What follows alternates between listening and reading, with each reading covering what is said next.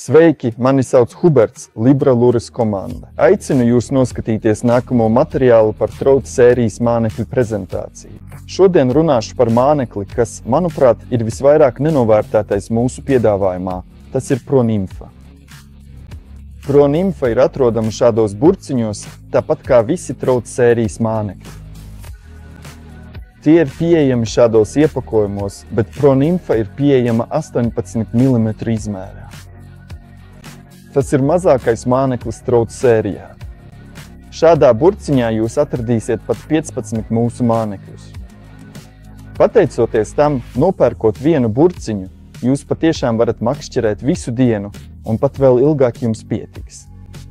Tāpat kā visus traucu sērijas mānekļus, arī šo atradīsiet 4 aromātu versijās – ķiploku, krila, siera un bez aromāta. Mūsu piedāvājumā jūs gaida 20 efektīvas, pārbaudītas un izstrādātas krāsas. Bet tūlīt jums visu parādīšu un izskaidrošu, kā pareizi lietot nimfu. Un te man jau ir nimfa izņemta no iepakojuma. Patiesībā 18 mm mēs skaitām no vietas, kur iestiprinām āķi, līdz šeit noslēgtajam galvenajam vēderiņam. Visas kājiņas un rociņas ir ievērojami garākas, un tieši uz šīm detaļām šī ēsma balsta visu savu darbību. Šī ir ēsma, kuru ir vērts pārslogot. Ko es ar to domāju?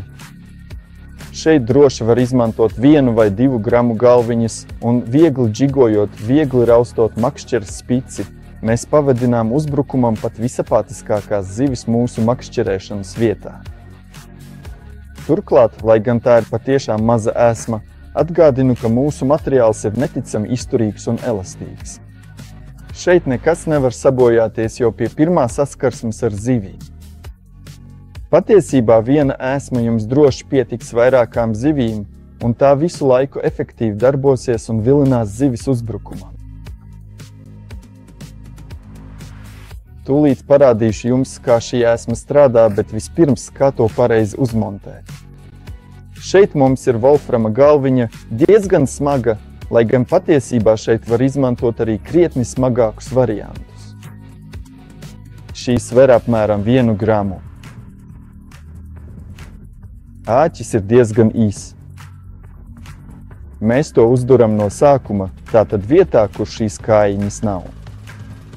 Cenšamies, lai āķis iziet ārā tieši mūsu ēsmas pašā galā. Paskatieties, cik forši tas izskatās. Tā izskatās pareizi uzmontēta ēsma, un pateicoties tam mēs varam to efektīvāk vadīt ūdenī. Starp citu, paskatieties paši, kā tā uzvedas pat pie vismazākās mūsu makšķeres kustības jau akvārijā.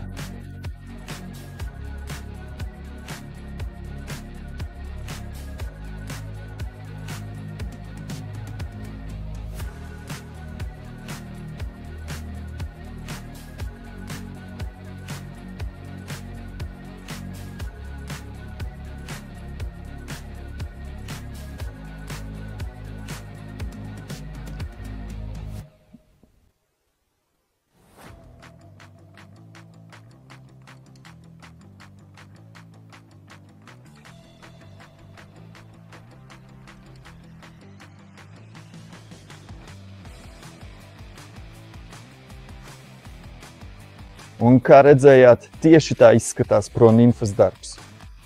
Ļoti laba ēsma, ja vēlamies piekļūt patiešām kūtriem foreļiem. Nav svarīgi, vai tā ir ziema, pavasara, vasaras periods vai pati vasara. Šī ēsma patiesībā darbojas ļoti labi visā periodā, kad drīkstam ķert foreles. Ja jums nepieciešama vairāk informācijas par to, kādus āķus izmantot, kādus svarus izvēlēties šāda veida ēsmai, noteikti ieskatieties mūsu mājaslapā www.libraluris.com. Tur jūs vienmēr atradīsiet aktuālo katalogu, kurā mēs ne tikai aprakstām un iesakām, kā aprīkot TI, kādus āķus un kādu svaru izvēlēties, piemēram, pronimfai, bet arī īsi aprakstām, kā var vadīt konkrēto ēsmas veidu. Ceru, ka jums patika. Ja tā, noteikti atstājiet patīk šim kanālam. Atstājiet abonementu, komentāru un es jūs aicinu arī pievienoties Facebook, Instagram, mūsu TikTok kontam un X. Ja vēlaties vairāk šāda veida materiālu, lūdzu informējiet mūs. Un no šī brīža aicinu jūs noskatīties nākamo filmu. Turiet cieši! Sveiki!